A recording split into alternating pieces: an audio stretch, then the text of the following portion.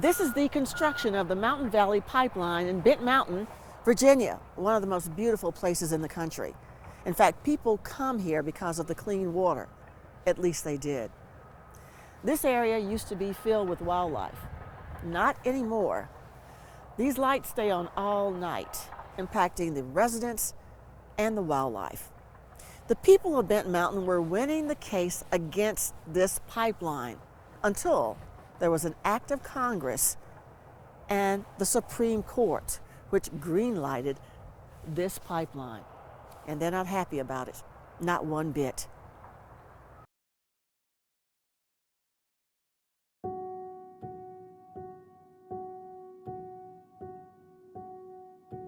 Everyone is exhausted, and we're dealing with the worst construction that you can't even imagine. It is a hellscape.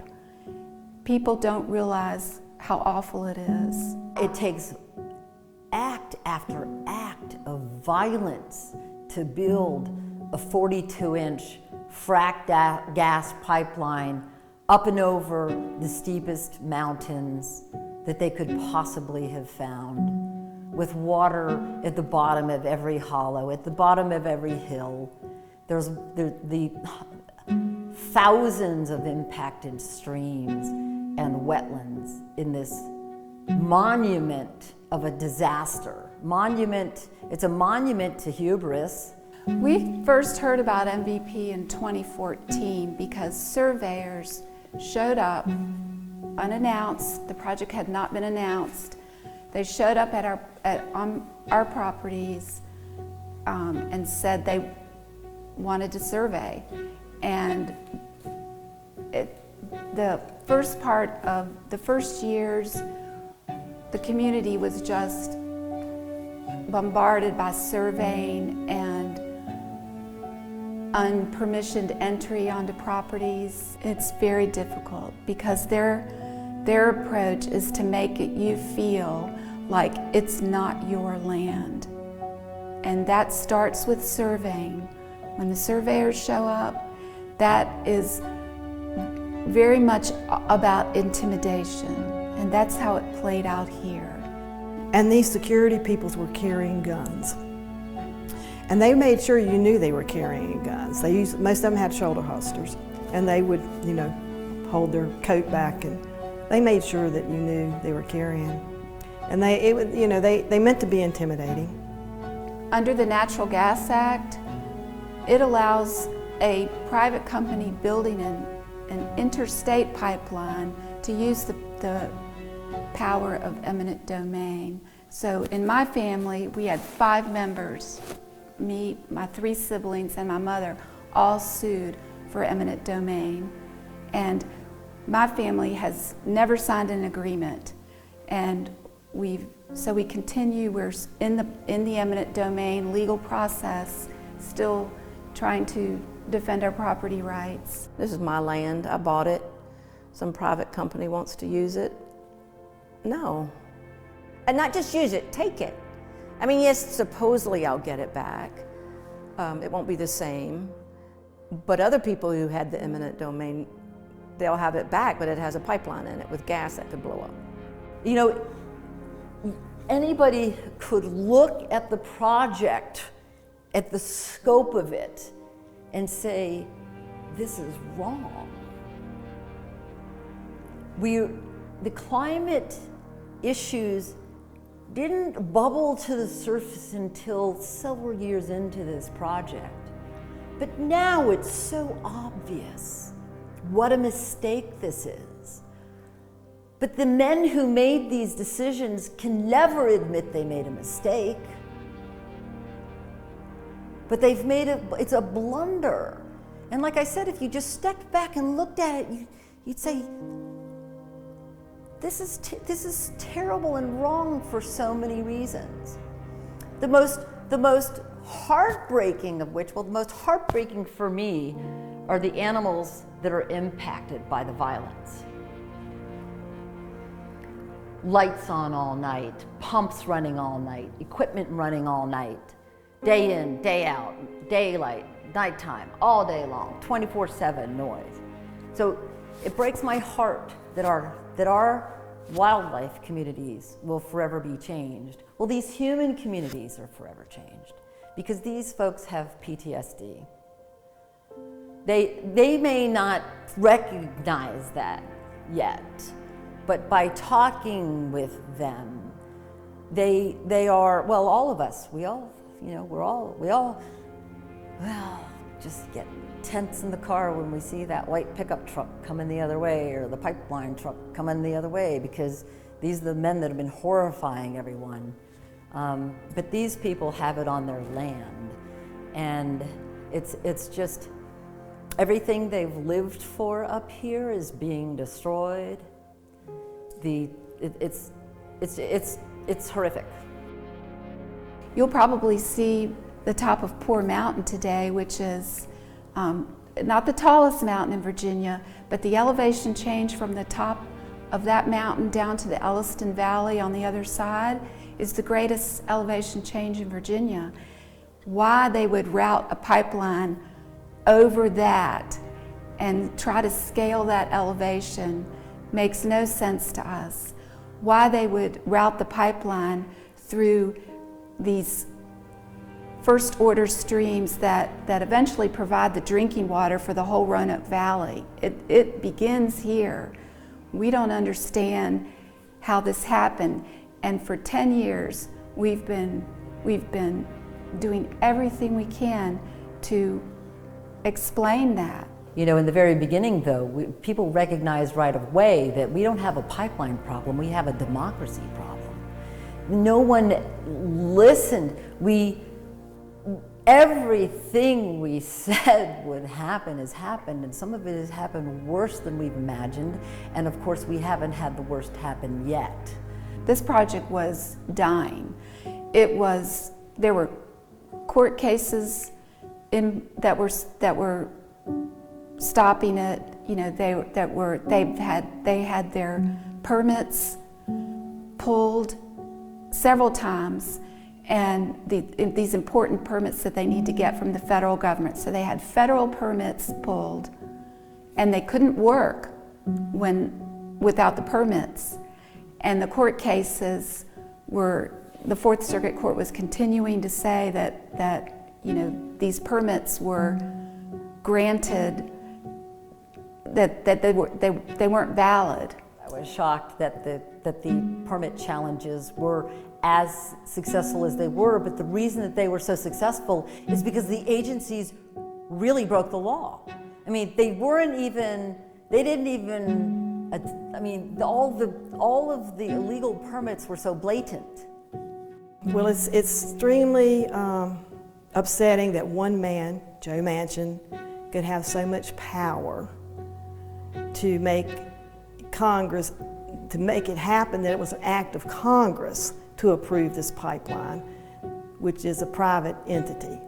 Senator Joe Manchin of West Virginia was really the catalyst for continuing to introduce things into Congress where he could get this pipeline to have special treatment that no other project has ever been provided, to get it through and attach it to a piece of legislation that had nothing to do with a budget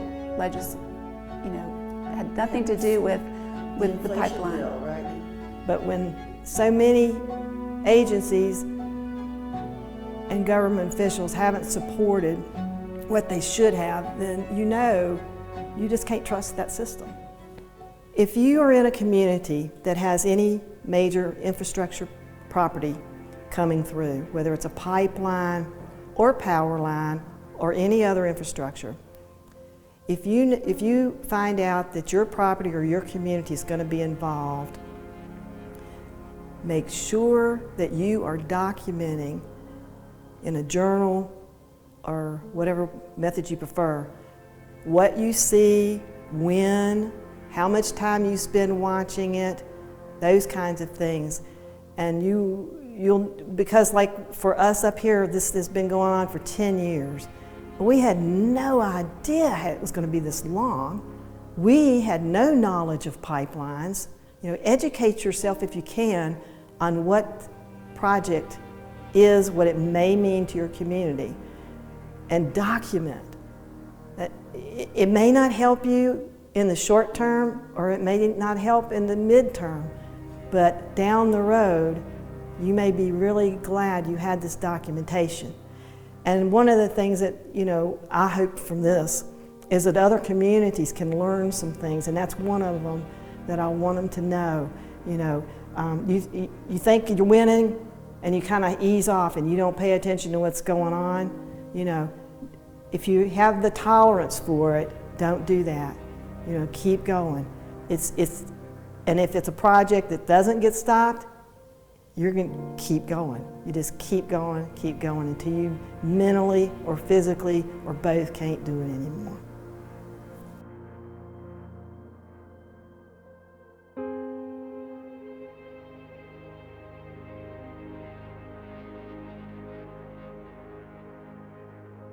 Our county, according to our GIS people, have calculated that we have about a half a mile blast zone radius if an explosion occurs on the pipeline. So that means instant death, instant incineration, instant everything is destroyed within that blast zone radius. So just because your land is not physically taken from you, you can live next door to it or, you know, a quarter mile down the road from it, and you're still bearing the risk of that project. It was very invasive, it was frightening, it was frustrating. And the first day that they had the bridge in across our creek and they went across, I was in the front yard down there taking pictures, and Steve was on the front porch. And they called the police on us, saying that we had a gun and they were afraid that we were going to shoot them. So we had two state policemen come to our back door, and we explained that we had no such situation going on. Well, to start with, they come by and cut the timber down. I mean, that was just mass destruction, I think, for us. And then they, come in and they moved all the timber out, and then they started to all the equipment in and digging and beeping all day long, and it's just been horrible. It's not on my property, but I'm just real close to it, 100 yards from where they're working at. And then they dug some trenches and muddy water. It's a wetland where they dug the trenches at, and I called the county supervisor. He came out and wanted to know who the supervisor was. Well, nobody knew. He's said he came back to us. We were standing right there watching, and they give us a number, and the supervisor said, "Well, that's a Richmond number." So he said, "I want to see a supervisor, site supervisor." Never showed up. When they finally started construction, the first day, they came across the hill here behind us, our beautiful, beautiful view. They came across the hill and they, made a path across this field here, which our neighbor owns, and they put a bridge in across our creek here. And at that point, they realized they didn't have to come down our driveway because they had their own bridge. This is just typical of the no boots on the ground situation that this whole pipeline spells out. I mean, this was planned from a computer, looking at a map, and nobody had any real feel for what the geography was like or how close maybe it was to people's homes. And it's just been a real circus, the whole thing. A terrible, hideous circus. We don't know when they're going to blast. We don't know when they're going to do hydrostatic testing, which sounds like jet planes roaring in people's backyards. We don't know when the inspectors are going to be here. People walk on these property every day. They're not required by law to identify themselves. They won't tell you who they are. They won't tell you who they work for. They just say, "Well, I'm with MVP." So we went to court in 2015 because they wanted to take our land through eminent domain. 300 people were available to make their statements to the judge about why they didn't want it, what they thought the effects would be. I just don't understand how they can come in and just take your property. I mean, like when it first come about, we had a meeting over at the high school, or you could go talk to the people with, I guess, Precision Pipeline, but it was laid on deaf ears. I mean, like my wife told him, I said, you know, her dad went to war, fought for this country, and sent money home to buy this property, and now you're gonna come take it? That's just not right. Our state and federal agencies, I've just become so disillusioned with these people. I just can't imagine that I would ever feel this way about the federal government in this country. My father was ex-military.